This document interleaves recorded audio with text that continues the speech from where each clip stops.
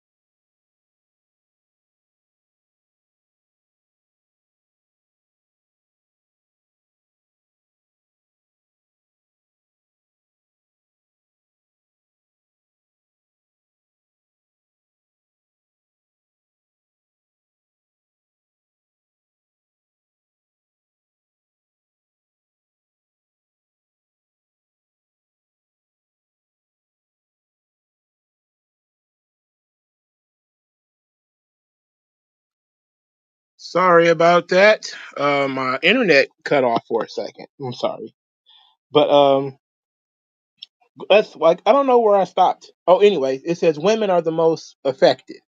Women are the top five targeted athletes, and people didn't talk about this because mainly people have not read the actual article.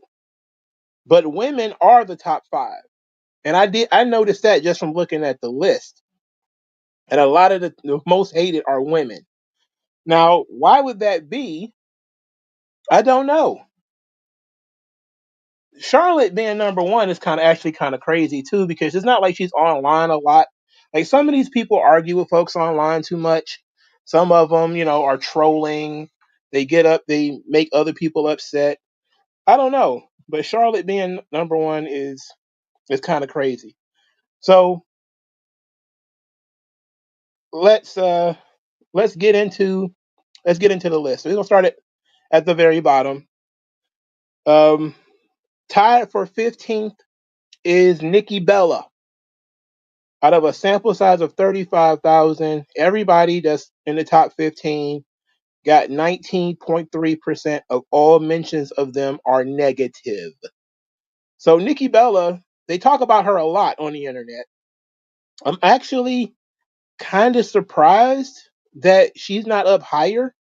It seems like the Bella Army and the Total Diva stands love Nikki, and they seemingly overwhelm the negative. And the fact of the matter is this: that situation with the domestic violence and everything, she should be higher. People should like her less, I think. But I understand why people, she has a very sizable fan base, and when they talk about her, they talk about her overwhelmingly positive. Number 15 is Natalia. See, I'm kind of vindicated because there's a lot of people that I don't like on this list, right? And Natalia, I love her like a fat kid loves asparagus. People don't like Natalia out there in these streets. She's 19.3% of all Natalia mentions are negative. Man, she's earned it, and she's a crybaby too. So she goes online and she whines about it, and that doesn't help. That doesn't help. That doesn't help at all. The next one, also tied for 15th, is Ricochet from AEW. Now, Ricochet started out trolling people, so a lot of that negativity is what Ricochet himself puts out there, and he's getting it back in return. He did it again today when it was announced that NXT Heatwave will be the same day as Forbidden Door. He tweeted out something negative about WWE. I think it was like bitch move or something like that, and got a whole lot of negativity in response. So he's working a gimmick. He's doing this to himself. Like Natalia doesn't tweet enough. I think a lot of people are just kind of tired of her and don't like her, or whatever the case may be. But Ricochet, he's working pretty hard on getting his spot on this list. Number 14 also probably doesn't belong here. Will Ospreay. There's not a lot of negativity I've seen around Will Ospreay.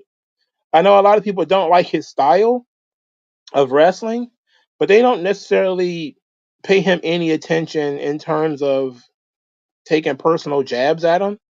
I think most people just see a clip of him having a match and they'll call it like, a Power Rangers fight scene or something out of a Tony Jaa movie. But for the most part, it's not, I don't see anything negative about Will Ospreay. WG Phil says it's him speaking out. It's him defending a speaking out predator. You think so? You think that's it? Well, maybe I don't know who Cryptomaniacs is. Maybe it's in England, and they care about that sort of thing because I don't know who this predator is. I have no idea who that is.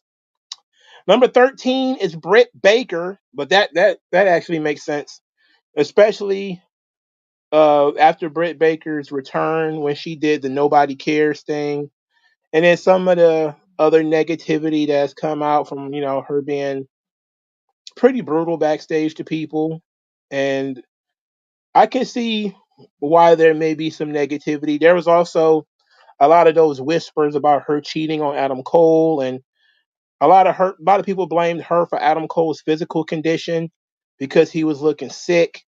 He was looking extremely sick for a while there, and they were blaming it on Britt Baker. They thought that she had played some kind of Erica Badu witchy woman thing on him, when in reality he was just playing too many video games and drinking too much grape drink. Number 12 is Alexa Bliss. Now, that's interesting because I don't know a lot of hatred for Alexa Bliss either. She also just came back in January. So, where's the negativity for Alexa Bliss? I think a lot of the negativity, if there is some, is probably related to the stuff she was doing with The Fiend and the doll. But I don't think there's any real attacks on her as a person. So I'm not sure why she's higher than Britt Baker. I don't know. You said you remember people calling Britt the Lena the plug of it. Not good. See, See, man, come on, man. Let's not do that. Let's not do that. But that's bad. That's extremely bad. Okay. But there's a lot of people going online gossiping about her life, so I'm not surprised Britt Baker's on the list. Alexa Bliss, I am kind of surprised. I don't know why the people don't like Alexa Bliss. Number 11 is Jon Moxley. Now, I'm sure this 100% has to do with the Death Riders. This has been going on for a long time now, and it's been negative for several months. Especially earlier this year, it was really bad for Jon Moxley. And people were saying he was one of the worst wrestlers in the world. They were saying he was very bad at his job. He had a really bad match with Edge. He had kind of a shitty match. Was that Swerve he kind of had a shitty match with earlier this year? And people was like, "Oh no, this guy's terrible. Get the belt off of him." So Moxley, yeah, I get it. Kevin Abreu says the hate for Alexa Bliss is she got married and wrestling fans are dead. Well, she got married like 2 years ago because she was gone for 2 years and she was married and she got pregnant and she had the baby and then she had a postpartum. She was gone for like 2.5 years. I don't see why that would be the issue. I don't see why that would be an issue. So Moxley, I'm pretty sure that has a lot to do with creative. Number 10, Jade Cargill. Jade Cargill, a lot of what this has almost a hell of a lot to do with her work and the fact that she's improving not fast enough for most people. She is improving, but it's not fast enough. And everybody's kind of like, look at all the different trainers that she's had. She's been in tag teams. They've done all these things, and she's still not Shawn Michaels. You know, look at all these trainers, and she's still not Rey Mysterio, guys. She's terrible. And also, a lot of that is driven by the fact that she left AEW, which, she's an apostate. Whenever you turn your back on the AEW, you're going to be hated by the AEW mark. So I would imagine a lot of that has to do with why everybody hates Jade Cargill. So it's very unfortunate, I must say. You also got number 9, which is the Young Bucks. So this is pretty good. The Young Bucks should certainly be higher. It should most certainly be higher. I hate the Young Bucks. Most people really do hate the Young Bucks. They literally run off fans. People do not watch their segments. People do not watch their matches. The longer the Young Bucks are on AEW TV, the lower the ratings are. I think that's been proven, isn't it? I think the hatred of the Young Bucks comes a whole lot from the Cornette sect of the wrestling internet that don't really like the Young Bucks and anything that they do. I just happen to be a part of that. But I have my own separate issues with the Young Bucks going all the way back to TNA when they did that match with the Motor City Machine Guns that I absolutely hated. And that was the beginning of me hating the Young Bucks. That was before I knew anybody else hated them. But yeah, the Young Bucks, no, they're not a fan. Number 8 is Cora Jade. Cora Jade from April 30th, 2024 to April 30th, 2025. Number 8 most hated wrestler on the internet. You know what? Cora Jade, it's hard to say. A lot of it is that she can't work and she's not very good at her job. That's some of it. Another thing is the messiness online. Especially it's like some of the subtweeting she does and some of the stuff she does on Instagram where she goes at people. You know, there was a story that just came out recently about how she's the one who dumped all her boyfriends, all the guys that you saw her with. She's the one who dumped them. People are calling her a pass around, all this kind of stuff. A lot of that is very, very personal, but it's also the fact that she's not really great at wrestling, you know. And I think all the plastic surgery, especially the boob job. kind of went to her head and her ego's out of control. I'm not sure if she's like top 10 material, but I'm not surprised Cora Jade's on the list. Let's just put it like that. Um, the Generation Sharingan says, I would say that the Cornet sector that dislike the Young Bucks the most, but I would also say that your typical anti-smarts dislike them. That's true too. The Young Bucks are kind of the ironic wrestling guys where they're super small, but they want to wrestle because everything's fake. They want to wrestle like it's, they're like the Road Warriors, like, they're Haku and the Barbarian, the Powers of Pain, like, like what the hell? It's it's unfortunate though, but they suck. They're not good promos. They're not really good wrestlers. They have no psychology. I don't see any reason why anybody would be a fan outside of you like wrestling either way too much or ironically. I don't see how you can watch a Young Bucks match and get anything out of it that is entertaining in the least. The General Sharingan is rooting for Jade Cargill. She looks like a star, and she seems like a nice person to be around with. Well, that's one thing. It's gonna be a nice. Should be a nice person. That's not too bad. AJ3 says the Young Bucks should have never left PWG mindset. They think they're big because they're wrestling in bars, but now they're wrestling in auditoriums. So what changed?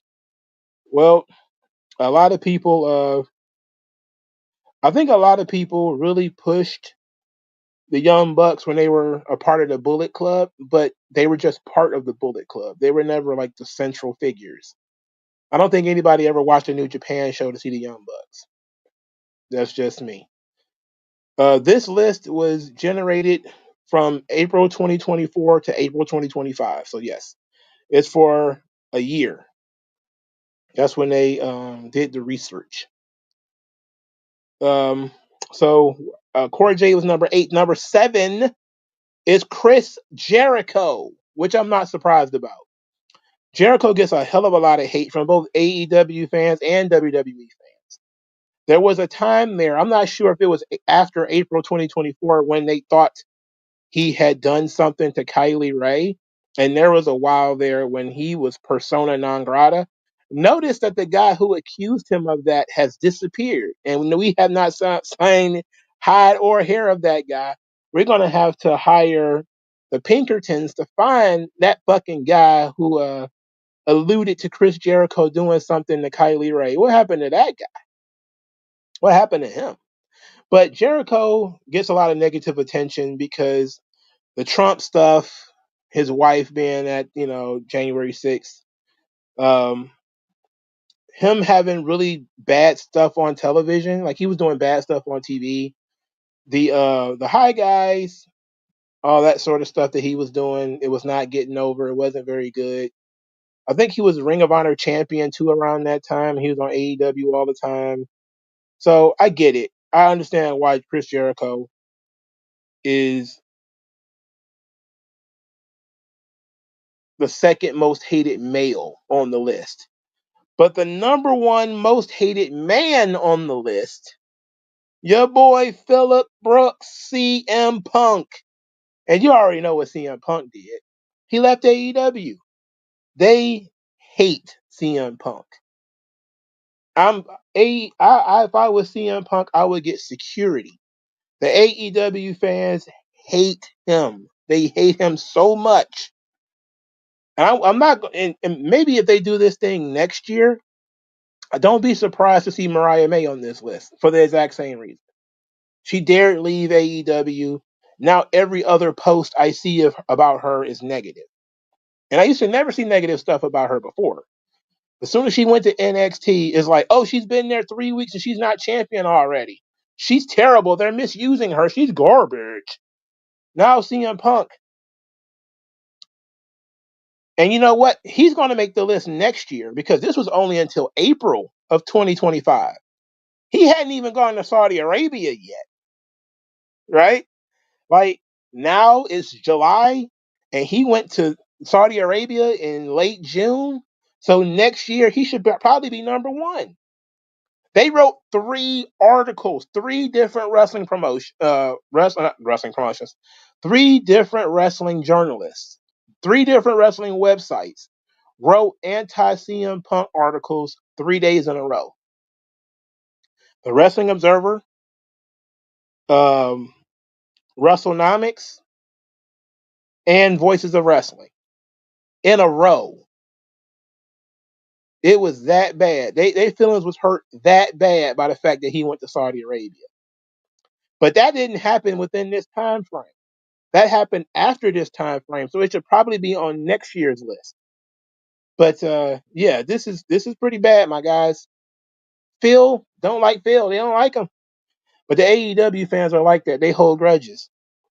They hold grudges like alligators, like crocodile mouths, crocodile snouts. Number 5 on the list is Tegan Knox. Now, I don't know what Tegan Knox did outside of existing, but she got 28% of all of the mentions about her are negative. Well, she is terrible at her job. She's very bad. She's a bad wrestler. She's boring. She has no personality, and she's kind of cocky. Where, when she got released, it was almost like she felt WWE was missing out on something. It's like, well, girl, you ain't got nothing going on here. But I don't think that there's like a community of people sitting around talking trash about Tegan Knox. I would be surprised 35,000 people even bothered to tweet about Tegan Knox. Like, why would you do that? Why would you sit around all day thinking about Tegan Knox? I don't know. Seems a bit weird to me, my guy. Yeah, I'm trying to figure out what Tegan Knox did. I can't think of any scandals she was a part of. I can't think of anything crazy that she did or said within the last year. I know she just got fired within the last year. That was it. And maybe that was it. Maybe that's all it took was for people to be reminded she had a job at one point. Number 4, and this one actually is fair.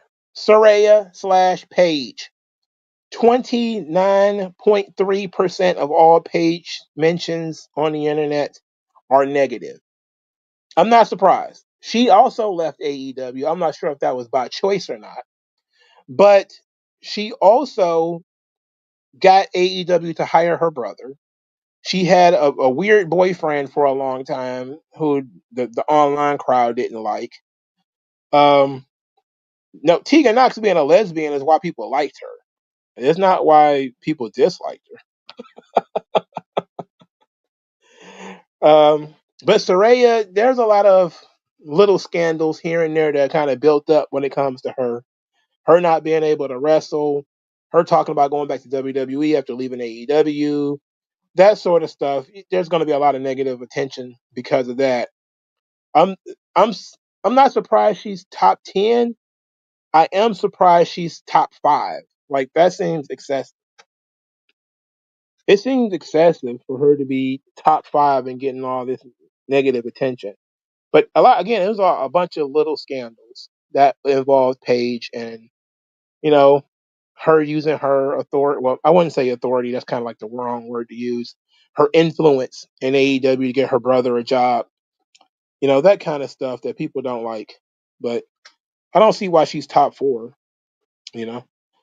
Number 3, well deserved, Mercedes Sasha Banks Monet. 29.6% of all mentions of Mercedes Sasha Banks Monet is negative. Now, here's the thing. This should be higher if they factored in Sasha Banks, because there's people who still call her Sasha Banks. So if they'd have factored in Sasha Banks too, she'd probably be higher, or she'd be on this list twice. Her ego is massive and out of control. Um, that's partially why people don't really like her. A lot of people are not really feeling her matches. They're not really feeling her new persona. They're not really feeling, the ego about it and everything. She has a really big fan base, and they seem to be very loud about her. And that kind of invites a lot of negativity about her too. But, the subscription text thing that she's doing, the Monet mag, all this sort of stuff that's really excessive. Yeah, I see why Mercedes is on here. I see her being top 5 absolutely makes sense. Absolutely makes sense. She's an easy one to put on a list like this.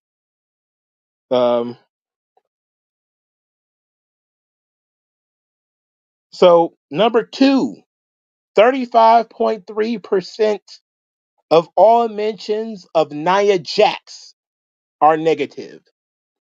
And well deserved. Nia Jax around this time last year, she won the Queen of the Ring. She became world champion while essentially being a bookshelf with arms and legs, not putting on good matches. And she kind of is a heat magnet on Twitter where she says stuff and she gets negative attentions. Like it was recent, like she was people accused her of dissing Charlotte on social media recently, basically subtweeting Charlotte on social media just a couple days ago, actually. So Nia Jax being on the list, I'm not surprised. She main evented a pay-per-view too, if I remember correctly. Didn't she main event? No, that might have been before the list was done though. Because it was like Elimination Chamber, and I think it was February of last year. So that wouldn't have been within the time frame given. But Nia Jax, oh my God. Yeah, I get it. And number 1, as I said before, 36.4% of all mentions of Charlotte Flair is negative. And I'm not so sure why Charlotte Flair is hated so much. I'm not entirely sure why that is. So, Cryptomaniacs said, we analyzed well over 4 million social media posts from X, Facebook, Reddit, and Instagram. So they didn't just get it off of Twitter, they got it off of Facebook, Reddit, and Instagram as well. So a nice little blend of people. And it's kind of crazy that you look at this list and look at how many people I don't like on this list. You know, Natalia, easy. Osprey, I don't hate Osprey, but I don't like him. The Young Bucks, Punk, Mercedes, Nia Jax. I mean, my God. We need to work harder, guys. We got to get Shawn Spears on this fucking list. We got to work harder to get Shawn Spears on this list. You know? This is pretty crazy. So let's continue reading the article. It says, according to our study, WWE superstar Charlotte Flair not only faced more online harassment than any other wrestler, but also the most of any athlete in our study, with a staggering 36.4% negativity rating in our sample. Not only is she the most hated wrestler online, she's the most hated athlete, period, online. That's insane. For comparison, Kevin Durant was number 1 in the NBA, and only 28.4% of mentions of Kevin Durant has been negative. And he was number 1 in the NBA. When it came to soccer, Kylian Mbappe, 26.6% negativity. When it came, I think this is also soccer, some guy named Marcus Rashford, also 26.3%. This is Premier League soccer. This means that per their list, 36.4% is higher even than other sports that have more mentions. They only did 35,000 sample size for pro wrestling. They did 100,000 for the NBA, 100,000 sample size, 150,000 for for soccer. So they sampled 5 times more fans of soccer and 3 times more fans of the NBA, and still Charlotte came out at 36.4% and is the most hated athlete on the internet. 100% not fair to Flair. She does not deserve this. And I don't know why this would be. Why is Charlotte so hated by people when it's not like she goes out of her way. Like she can be kind of bitchy, but she was gone for a really long time, and you think that that would dilute some of the hatred to some degree, but it didn't. It's it's it's bad, man. This is tough. This is a tough one. Um, this sucks. I feel bad for her now. I feel bad for her now. So they do put the little asterisk in there. It says, while it's important to consider some wrestlers who portray bad guys or heels may receive online harassment due to their TV characters' actions, several major WWE stars have publicly spoken about abusive or threatening behavior from fans both online and in person. And of course, this is 2 days after Charlotte put out that Players Tribune article where she claimed that she's just a regular person. She doesn't understand why everybody hates her so much. Wow. This unreal.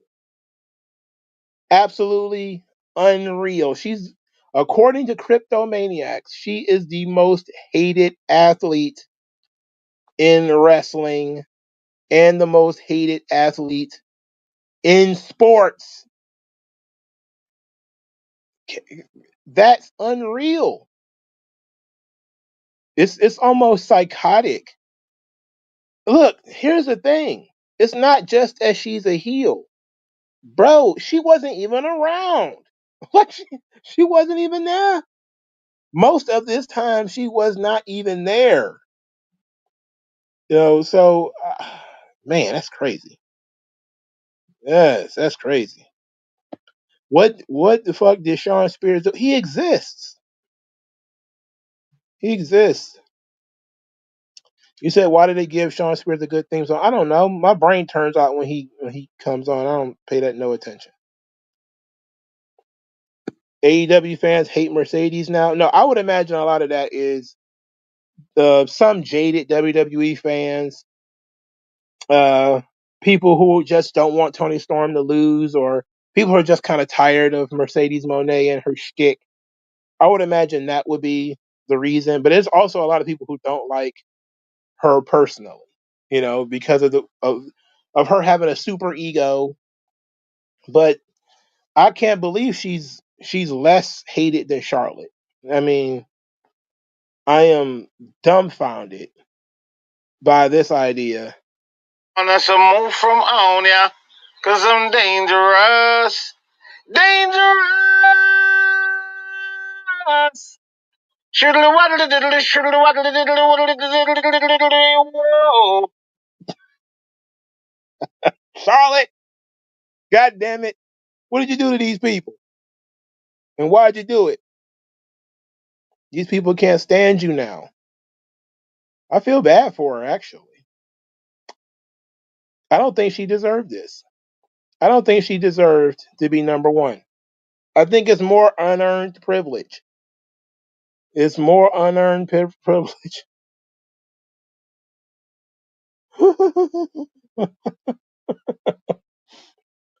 It's more unearned privilege, man. It's not fair. It's not fair. Not fair to Flair. Yeah, Undertaker podcast is crazy. I mean, he be saying weird stuff on there.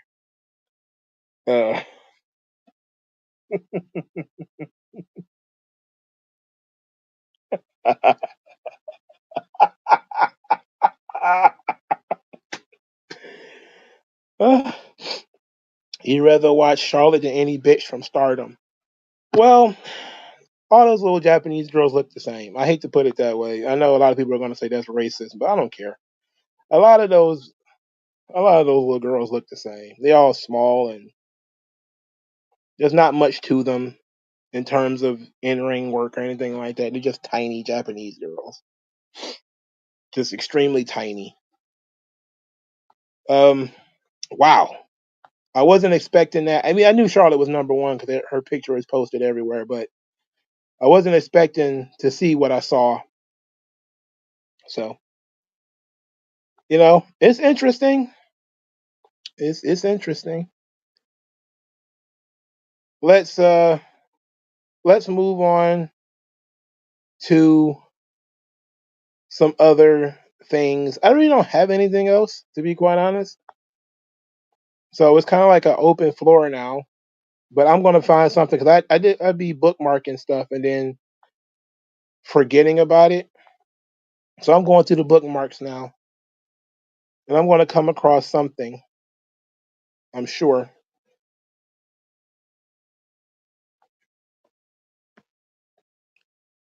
If Charlotte doesn't want to be number one again in 2026, you better change and respect. I think she wants to be liked and she wants to turn the heat down, which is respectable. But for some reason, it's not working. Even when she put out that "Woe Is Me" article, things still just. Even I had a negative reaction to it. I was like, "Ugh, don't cry about this now. Don't do it." Project is My bad. Again, I'm scrolling through uh, my bookmarks, but Barrington Levy was perfect. It fit the moment. She said she was going to change her character, and then she proceeded to not change her character. Maybe she's going to. Maybe that's what this whole thing with the tag team is about. Is that she's slowly but surely going to change this character instead of changing it fast. But you know what? I just saw somebody, and I see a lot of negativity about them all day. Nikita Lyons. I'm surprised she's not on the list. There's like Nikita Lyons has been getting it for 3 or 4 years straight. Her not being able to wrestle, her thinking she's black, the Trump supporter stuff. I see hate towards Nikita Lyons every single day. Every day. And I'm surprised also that Vince didn't count because Vince should be on the list. I see Vince slander every day. There's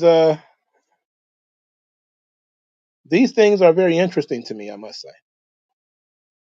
I must say these things are very interesting to me. But I'm not surprised that Vince doesn't count. But I'm not surprised Vince doesn't count. But Nikita Lyons, oh my God. Maybe it's just a sector of the internet that I frequent, but Nikita Lyons, my goodness. They hate her so fucking much. It's a nasty thing that you got going on with Nikita Lyons. So Mariah May said that she was dejected at the end of last year and going training at Flatbacks made her fall in love with wrestling again. And this, of course, led to a whole lot of hate from the AEW fans. A whole lot. A whole lot.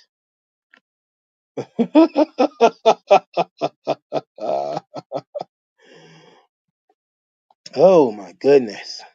It's shameful, I gotta say. Gotta admit it. Quite shameful. Lyons is just a porn body having bitch.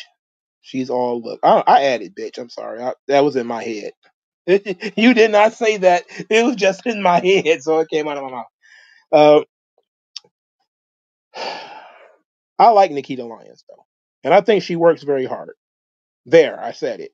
Do I think she's great? No. I think she works hard though, and I think that matters.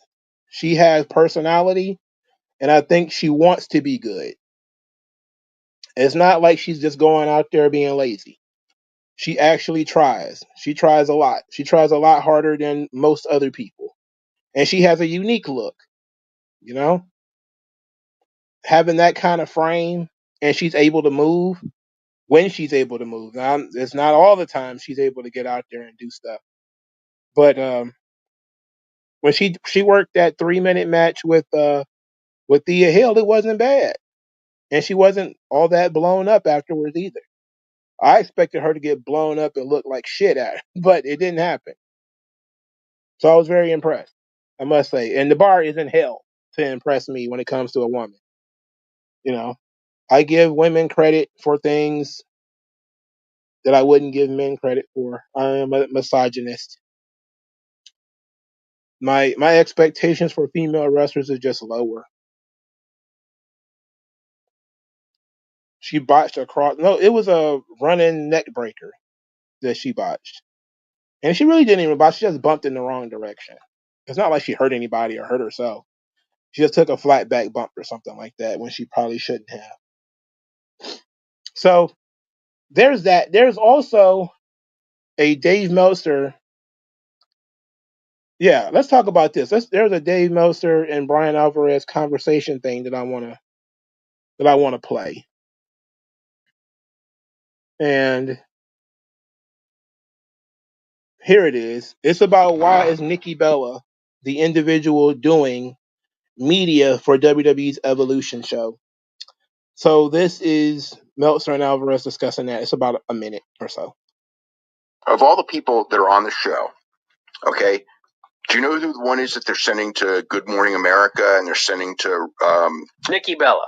Nikki Bella, yes. So of all of the stars that they have, the one who they think is the biggest mainstream is not Rhea Ripley. It's Nikki Bella, which I'm not arguing. Well, maybe they also think that she's got the most experience doing things like this because she's done like 75,000 TV shows. So is Rhea Ripley. Rhea Ripley's done a million interviews. It's not, you can't say that. I just thought it was interesting, whether it means that they couldn't get Rhea Ripley on the shows or they just, for whatever reason, felt that Nikki Bella is a bigger star to the mainstream. But I would have, when you get a chance to be in front of like the big mainstream things, I would always push out the, someone who's going to be there for years as opposed to the guest. But that was, I thought it was interesting picks. All right. So what do you guys think about that? Because I'm sitting here, I put some thought into it, and I said, you know what? Yes and no. I think Nikki Bella is known to more people, and because she's known to more people, they're putting her in that position. And also, this is kind of what she was brought back for, to do PR and things like this. So I don't know why make Rhea Ripley, who already travels all the time, do more traveling. When you could have Nikki Bella do it. I don't know. But I do get that you should put the bigger stars out there and you should put the more recent stars out there so that they can get the experience and so people will know who they are. I do understand that. I do get that. I do stand with that. But I also kind of understand that you put Nikki Bella in an ambassador role, so she has to be an ambassador. That's kind of how it works, you know? If you want her to put over the young talent and support the show with her sizable audience, which she has. Somebody said that she has 10 million Twitter followers or something like that, or 10 million people follow her on Instagram or something to that effect. And of course, she has a popular, quote unquote, I put it in quotations. Don't attack me. Popular podcast and all that. Like she's a pretty big deal in terms of media. So maybe it's not the worst idea to put her in that opportunity. But I also say, how do you get there if you don't put the other girls in that spot? How do they get there? You know? So that's one thing to consider. It's one thing to consider. Um, Stone Mexican guy says Nikki Bella has the most normie appeal. My wife watched her reality show and she doesn't like wrestling. And I think that's also one of the things, again, she's been around for so long and she kind of makes wrestling cool for normies. And I try to be realistic when I think about things. You know, I don't try to think about my personal like or dislike of things. I just look at it and say she did a good job um, bringing awareness to pro wrestling. You get it? You know, through the Divas era and all that sort of stuff. And well, yeah, during the Divas era and afterwards, I may not like the Bella twins or like their influence, but they got there for a reason, you know. So there was also a lot of discussion about this whole Maybelline thing. So WWE has a new cosmetics partner. It's Maybelline New York. WWE makes a sponsorship deal with Maybelline for Evolution. A lot of people are like, "What the hell? Why are they being sponsored by makeup? They have women's wrestlers. Why wouldn't they have?" Like, Maybelline is the perfect partner for a show like Evolution. And guess what? Once they figure out how to tap into the female sponsorship market, it's on and popping. You're probably going to have more than one Evolution per year. Like, if they start getting deals from like some of these female rappers and their clothing lines and stuff like that, it's going to get really annoying really fast when it comes to Evolution and women's wrestling and stuff like that. It's going to get real annoying. I'm not surprised because I knew about this Maybelline thing for like a week now because it was on TV. It wasn't like I went and did any digging about it. They showed the Maybelline logo like, I don't know, a week or so ago. And then they announced it officially on the 10th. Um, Now, I don't know how long the deal is. And they don't say how long the deal is. At least I don't see it. Yeah, I don't see how long the deal is here. But it looks like and you see that there's already a woman's wrestler lining up to try to get that Maybelline money. And it's Chelsea Green. You know how she is. It's a very smart woman, very business minded young lady. She saw that and immediately jumped on it. Very, very smart young lady, that Chelsea Green. This is smart business. I don't see a problem with this. I mean, if it's going to be sponsoring every show, I don't know about that. I don't want Maybelline in the middle of the fucking ring. But if it's just Evolution, yeah, it's fine. Put it on the ring, put it in the ring posts or whatever, whatever. It don't matter. Whatever can get us through this women's show. I don't really care. You know, I'm not tripping. I'm not tripping at all. Nikki Bella got to work. She got to pay that alimony and that child support. Yeah, absolutely. Get that. Get her. Put her out to pasture. Let her go collect some grain or something. She got to go do something. Goddamn it. She just got slapped down with this major. What's like 6 figures or something like that? She got to pay that man. Yeah, she got to get that man some money. Get out there and get that money.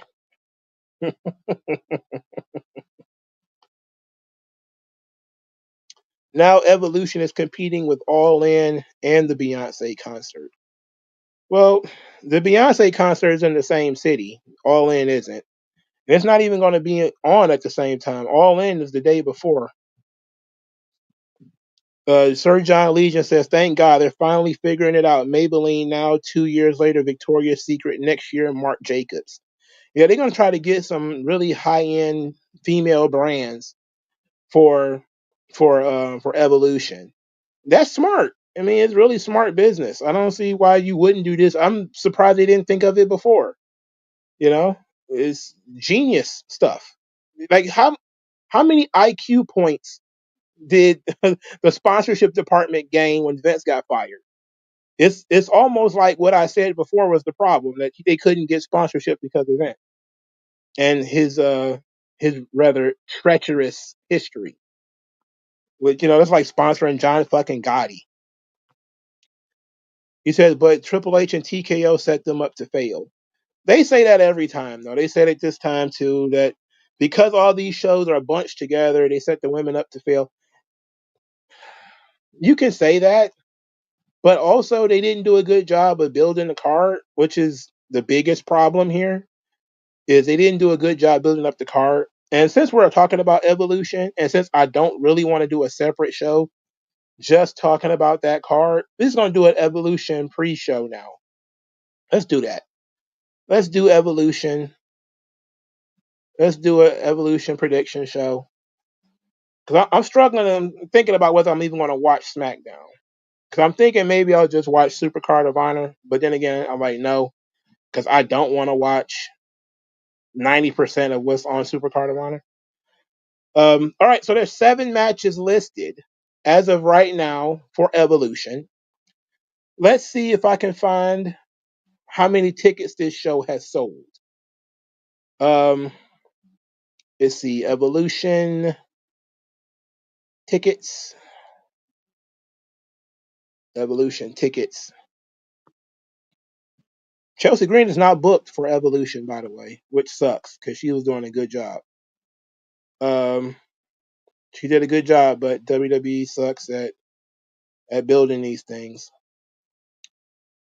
All right, so I think the most recent Evolution is 5 days ago, which doesn't feel right. WrestleTix doesn't do a good job of staying on top of these things. They really don't.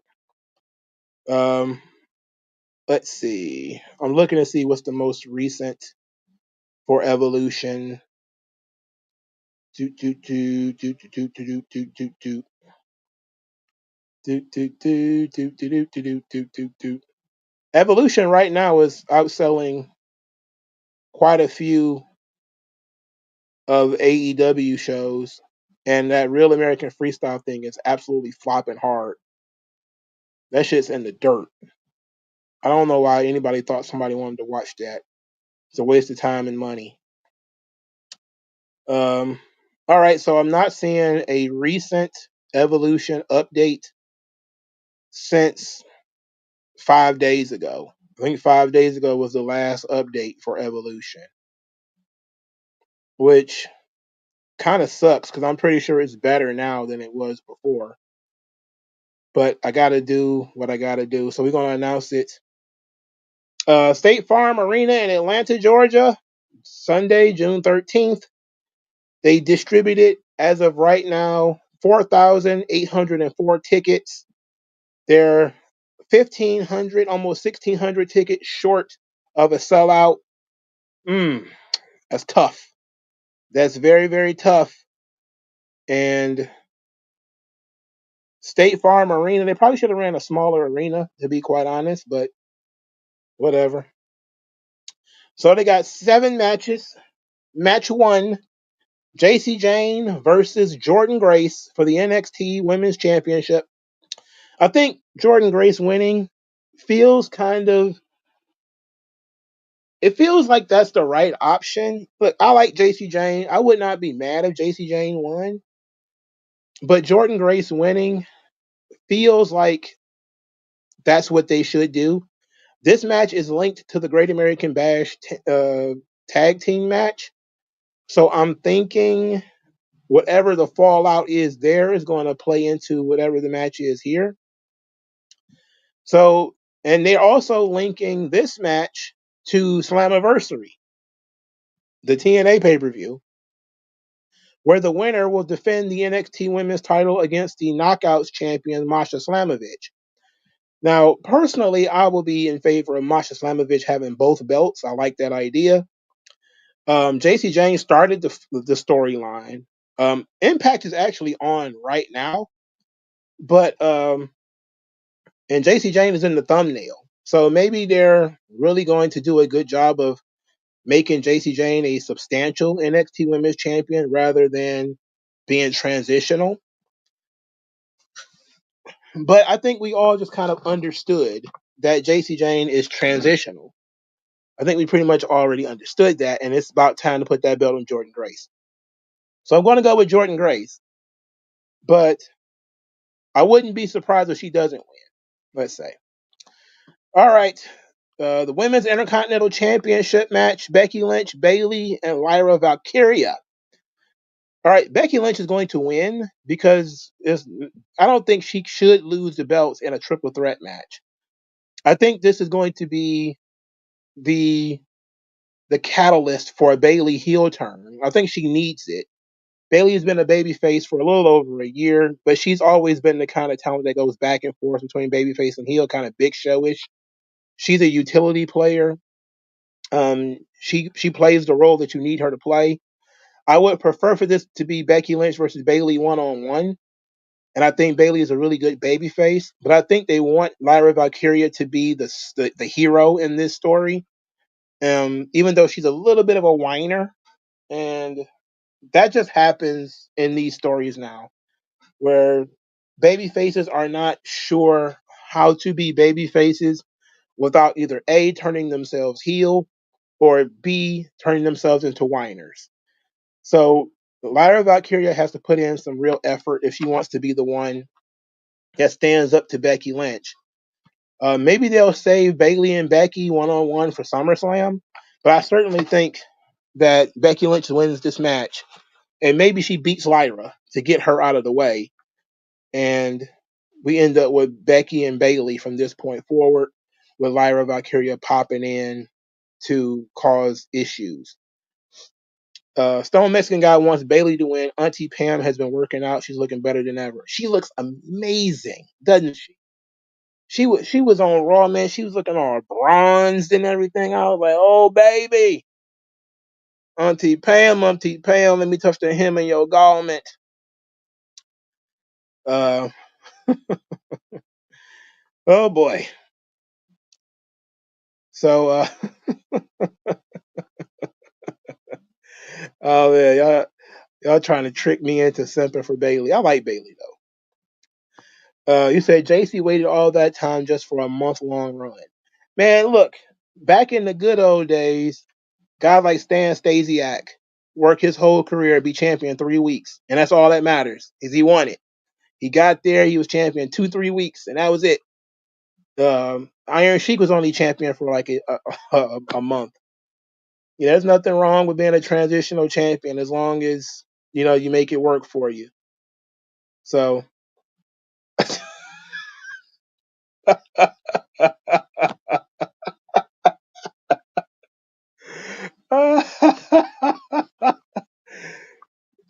My tweets, my statements, tweets, etc., are satire. So, Auntie Pam, if you're listening, unless you're gonna do it, I'm sorry. Next, no holds barred. Jade Cargill versus Naomi. Jade Cargill is going to be wrestling for the women's world title at SummerSlam. She can't lose this match. Okay, so Jade Cargill has to win. And we have to launch Jade right, going towards the women's world title. That being said, I do expect that Naomi will cash in the Money in the Bank just as Jade wins the title. That would be smart booking. That would be the better way to start a new status. No, it's not a new status quo because it's the same feud, but to take their feud in another direction.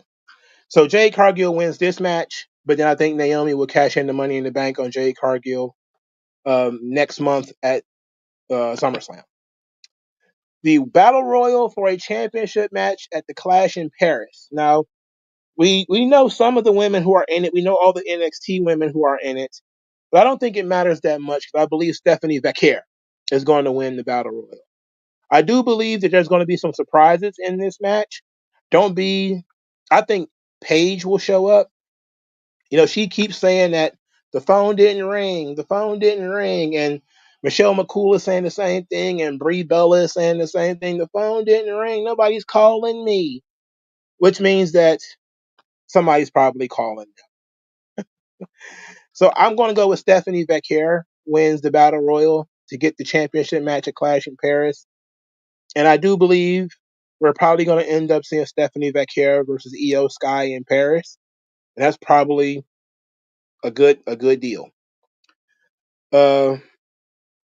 Sir John Legion says, which means they're all going to be there. Right. Everybody who said that they're not getting a phone call is absolutely more than likely going to end up being in the show.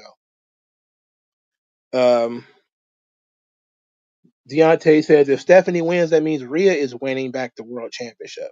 I don't think so. I think Io is going to win. That was I spoiled it for myself, but I do think that's going to happen. He says, you think Naomi versus Jade Cargill will be fine because the match has a story? I think so too. I think so too. I think everybody's going to be just fine. Io Sky versus Rhea Ripley, women's world title. I just said I think Io is going to win. I truly don't. I don't see what they could do with Rhea Ripley as a champion.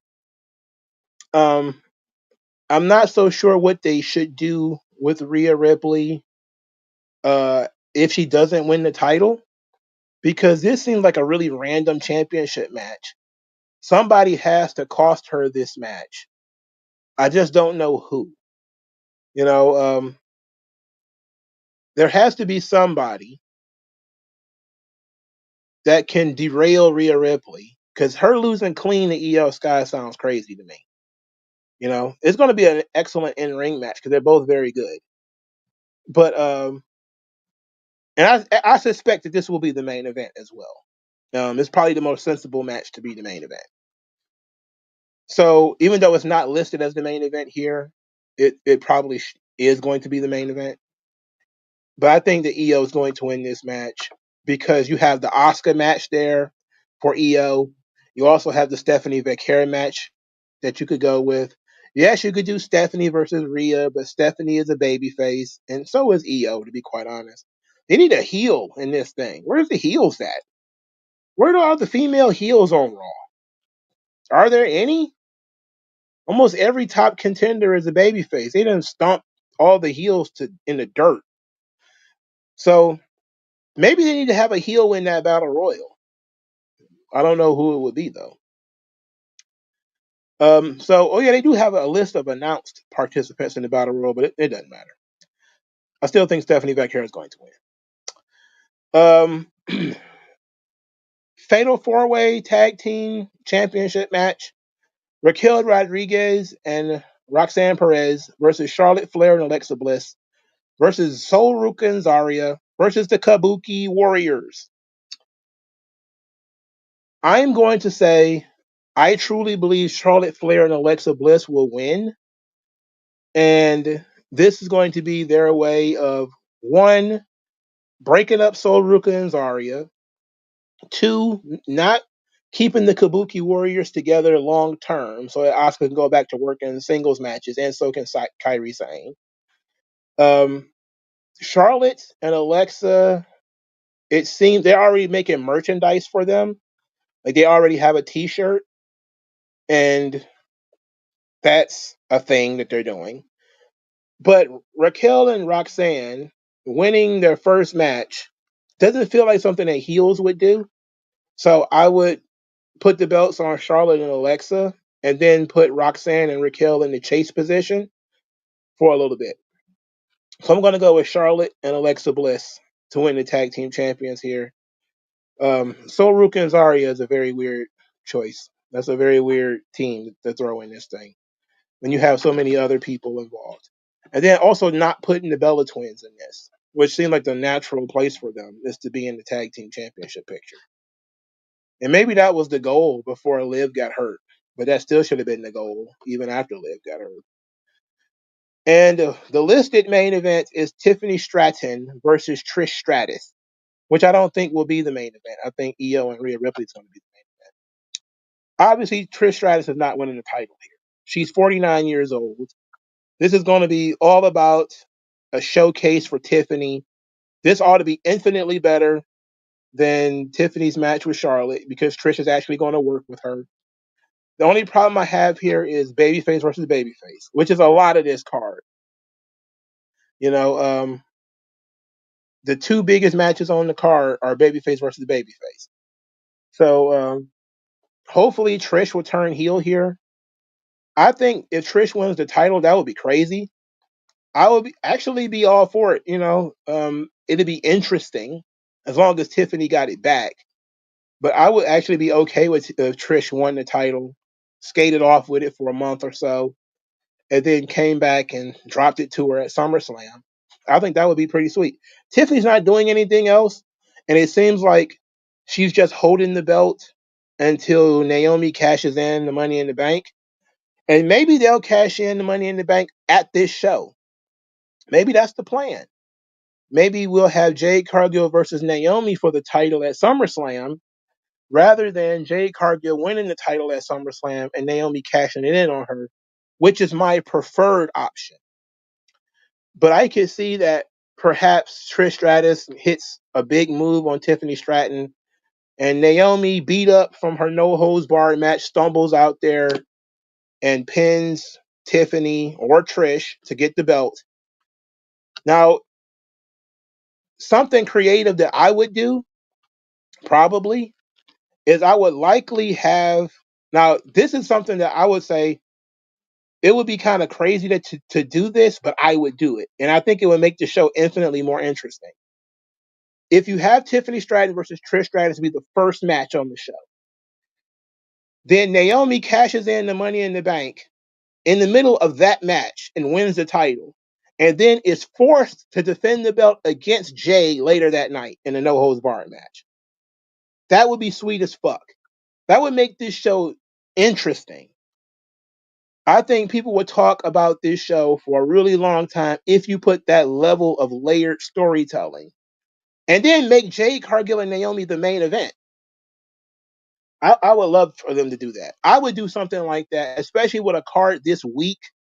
If you were to do something like that, it would make your show infinitely better. Now, obviously, you would have to reconsider how you would do it. Obviously, you could have Naomi win that match because Jay gets a rematch anyway at SummerSlam because she won the Queen of the Ring. But that would be a very cool way to make a very drab card more interesting.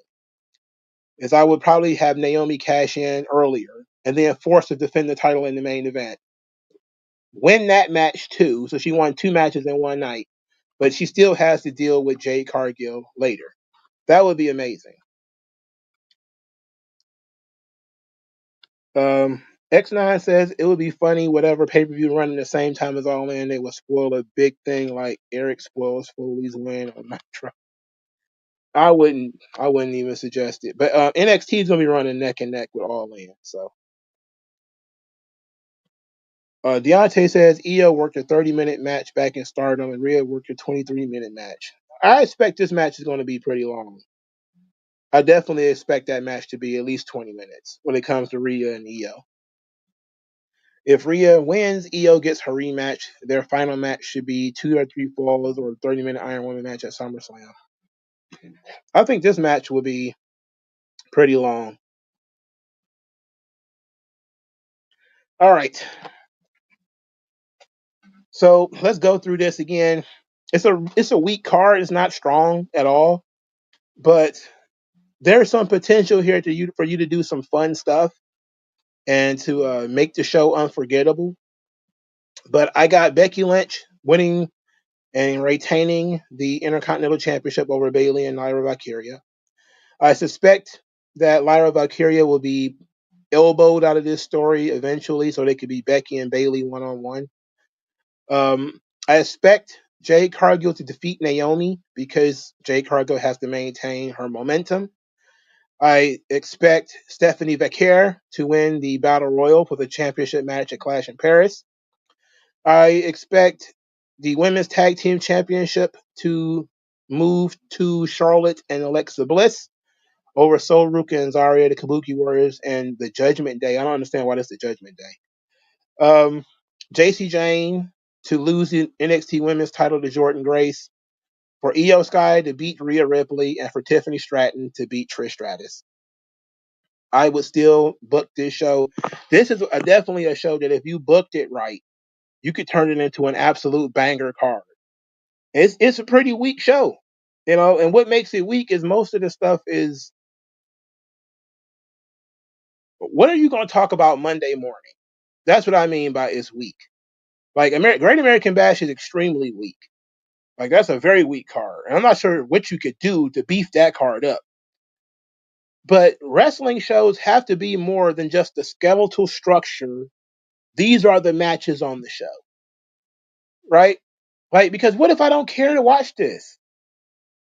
Then make me feel like I'm missing something by doing something on the show and saying you should have watched it, you know? Because people do that all the time. This is why cage match guys always have WWE all wrong.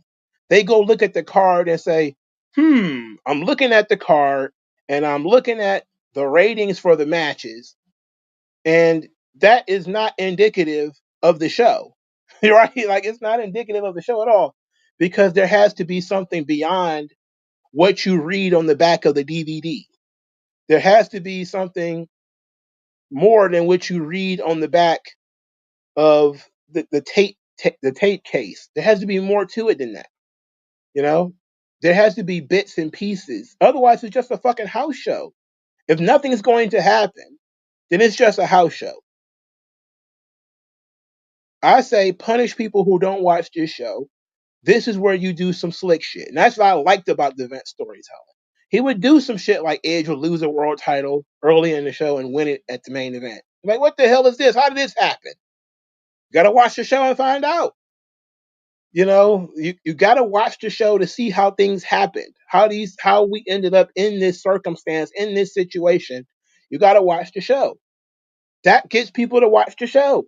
If only thing you gotta do is look and see what happened on Cage Match, then why should anybody go watch the show? Oh, this looks like it was a good match. Are you interested in seeing it? Not really. There's no stakes in it. I can look and see that a match is rated 5 stars by Dave Meltzer, and it doesn't make me want to watch that match because I don't know any of the people involved. There's no stakes to it. There's no storyline to it. There's no reason for me to watch it. It wasn't pivotal at all in like wrestling history or the history of the company. And that was one of the cool things that almost got me to watching Dragon Gate, because I stumbled across a video on social media once. I think it might have been YouTube, that told the entire story of Shun Skywalker and Dragon Gate. And I don't watch Dragon Gate. I can't watch all this shit, right? So I just watched that video though while I was doing something. I was probably reading and just had it on in the background. And the storyline, I was like, wait a minute, they doing all that in Dragon Gate? I was almost tempted to go watch it. But then I realized, like, oh, it's Japanese wrestling. It probably took 3 years for this shit to compile like this. I'm not about to sit here and watch this shit every week or every month or whatever, and then like one thing happens. Like, I might as well just keep watching the WWE and AEW when only one fucking thing happens a week, you know? But if you want to keep people engaged in your product, you have to do stuff beyond the skeletal structure. This is the one fucking thing that Vince Russo actually got right. You look at a card and you say, man, I don't really want to see this, or it's kind of weak, or it'll be all right. And you take that and you do something in the booking. Either you do a surprise finish, you do some money in the bank shenanigans, or something like that. Even like I was like thinking, what if like Seth Rollins, caught, I don't know, fucking Gunter at the Evolution show and challenged him for the World Heavyweight title that night. So now we went from an all women's show to a women's show with one fucking men's match, you know? But you can do cool shit. And I wouldn't do something like that though, because I wouldn't want to step on the girls. If you're going to put money into the girls wrestling show, you might as well just go ahead and give them the girls wrestling show. But you want to do something to make the show stand out, you know? That gets people talking the next morning. That's the water cooler effect. That's something that wrestling is missing today. That's why I said wrestling is boring. There's nothing to talk about tomorrow. Unless you're going to poke fun at every little thing that happens on the show, which sometimes I do. Most of the time, I'm just kind of like, I don't have the energy. I was up for 2.5. I've been up since 6 o'clock. And now I sat through this 2 hours and 30 minutes of absolute bullshit. And you didn't bother to try to give me any surprises. You didn't try to, do something fun. Just here's a list of matches and we're going to go and have them. Okay. I can review that, but it's not going to be fun. And I don't think anybody's going to be fun watching it or listening to it, you know? So I think that you should do stuff that's going to be fun. I'm not saying like, hang somebody from the roof because you need something to talk about the next day. What I'm saying is do things.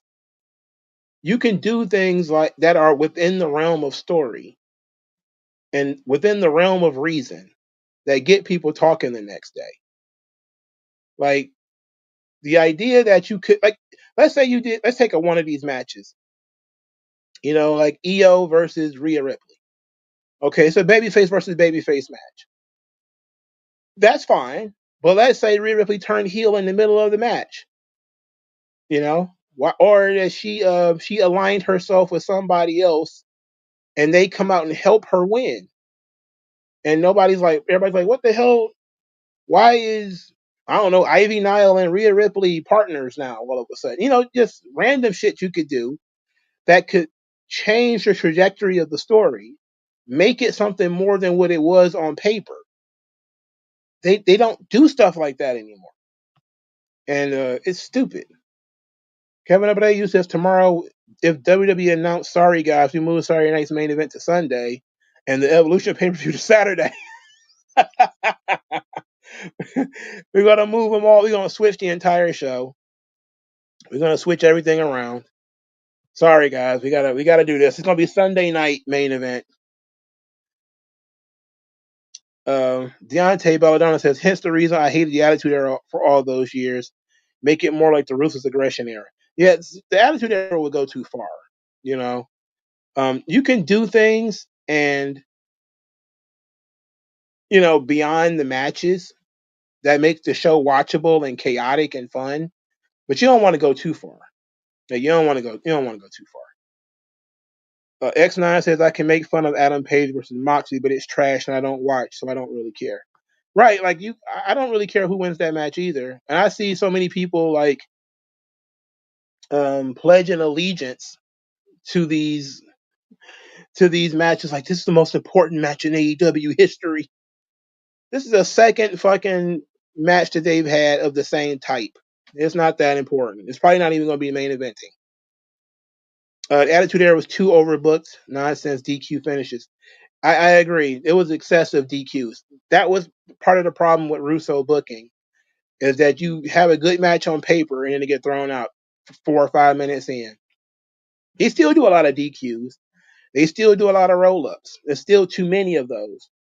I'm not saying they should do herky-jerky heel turns. Do stuff with the expectation that there's going to be more. But there needs to be something done on these shows and stop presenting them like it's 1984 and you're just going to watch next week anyway. It's like, why? There's nothing going to happen. They had 3 weeks to book Io Sky versus Rhea Ripley to do something. And they didn't do anything. They didn't book shit. They didn't even do a contract signing so Rhea and Io could get in each other's faces. The whole thing is Rhea Ripley has never beaten Io Sky. They're going to wrestle for the title because Io challenged her for the match. Okay. What am I going to talk about the next day? Rhea Ripley ain't never beat Io Sky, right? Okay. So what? Like, I'm not saying Rhea Ripley should kill a dog and feed it to Io or anything like that, but there needs to be more to it than this. For God's sake. All right. Yeah, the heel and the match sheets on their own. Or you could have like if you want to bring in legends, like a page or something, and do something with them, or maybe Paige is going to be a manager again. Like, wouldn't it be slick if they put like Paige in the corner of the Kabuki Warriors? Because remember, she used to manage them, right? Like, that would be a cool thing to do. It wouldn't last very long, but it would be something cool visually for you to do. Maybe have EO kick Paige in the head, or not EO, Oscar kick Paige in the head, or something like that after the match. Could be something interesting you could do. But there's a lot of things you could do with the women you're going to bring in just for this show that could be interesting. But people love water cooler talk. They like other things outside of the show. That's what they loved about the New Day stuff. It gave you something to talk about. And then they stopped. It just stopped. And it was like, what was the payoff to this? Like there was no payoff to this. You said Rio versus EO should have been, if Rio loses again, no more championship matches or getting a trade to SmackDown. Yes, that's something that could be interesting.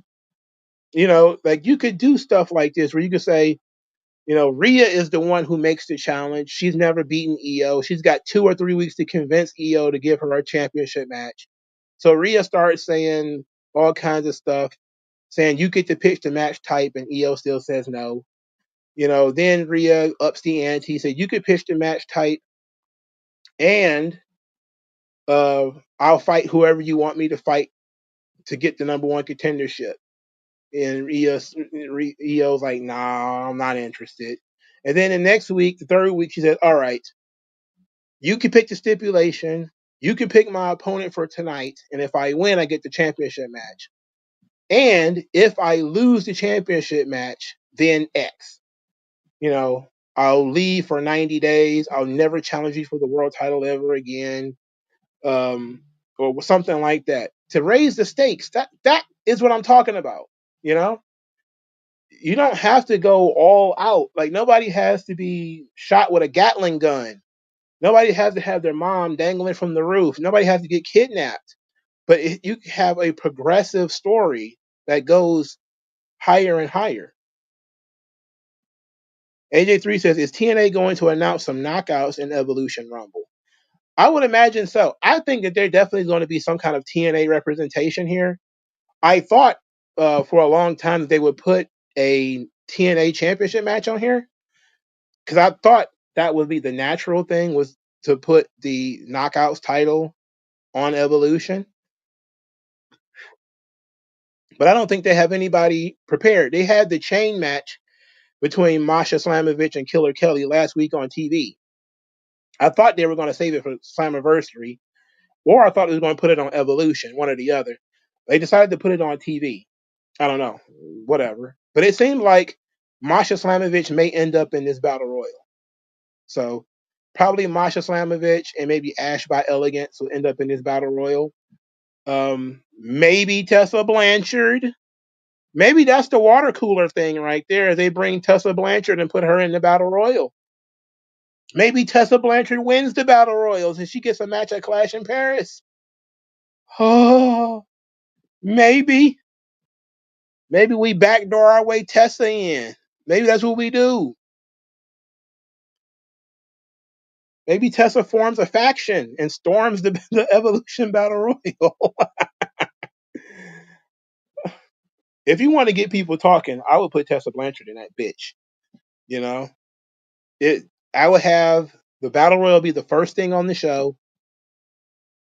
and you do entrances only for the stars. You do, Julia, Stephanie Becker, Chelsea Green, Zelina Vega, maybe. She's not going to get any reaction, but who knows. And then the last two people are Masha Slamovich and Tessa Blanchard. Wow. People would pop for Masha Slamovich finally getting on WWE TV, and then the internet would absolutely explode if Tessa Blanchard makes an appearance. Man. I would do it just for the reaction, bro. She ain't in prison. She ain't Diddy. Okay? She ain't Diddy. She ain't R. Kelly or nothing. She ain't Epstein. I would do it. I would do it. Just get people talking. You want people to talk about this fucking show? That's what I would do. I would tease Tessa Blanchard being in this motherfucker. I would have Tessa Blanchard mention it on Impact that she might show up. Just so people would be like, what? Well, what are they doing? What are they talking about? And then boom, right there, Tessa Blanchard right up to shoot.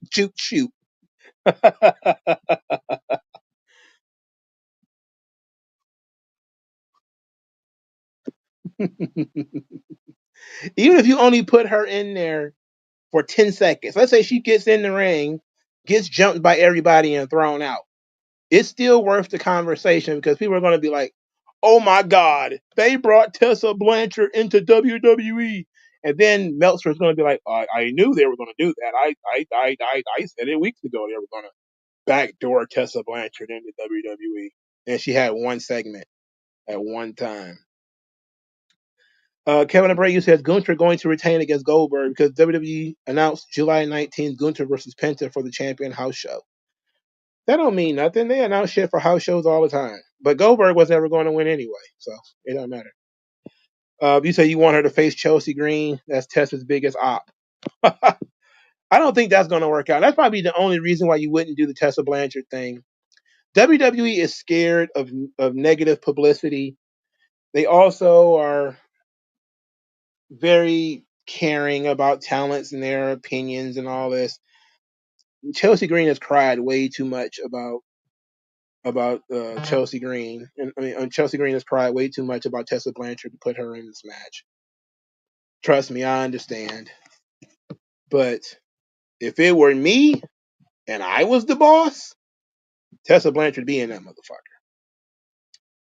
She probably wouldn't be in it long, but she'd be in there. She'd probably be like one of the. Matter of fact, I probably would double down and make her one of the last ones in there.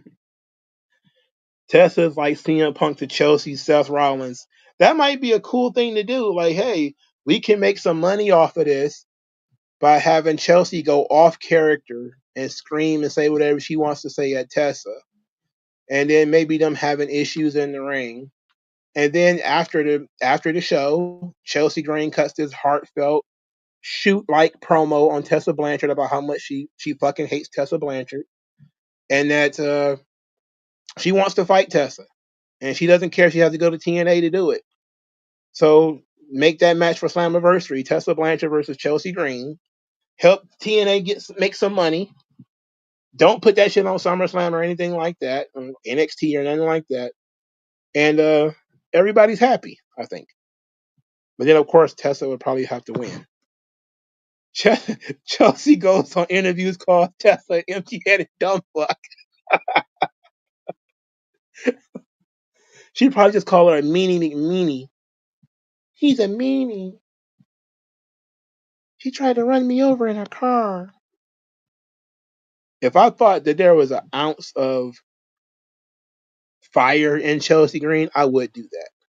If I thought Chelsea could pull it off, I would do it. Because somebody like Becky could definitely get away with that. But Chelsea, she's too much of a girly girl, and it doesn't really fit her character. But I think that would be the thing about it that would be the most interesting, is because it's a angry, legitimately angry Chelsea Green would be a great departure for her character. It might actually get her to be someone that they can take seriously, finally. You know? And maybe if they worked against each other, they can get out, Chelsea can get out her aggression. And she can get over this attitude that she's had for damn near 10 years now after working with Tessa Blanchard. But it'll never happen, though. They'll never do it because they suck and they're scared. But I absolutely would do it.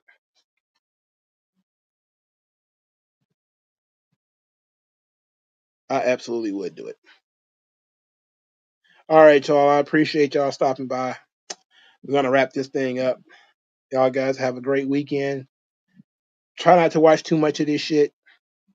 I'm going to limit my intake. I'm probably going to skip through that Super Card of Honor show, but I might put it on and just let it run while SmackDown's on because I do want to see the main events. But thank you guys for your time. I'll talk to you guys later.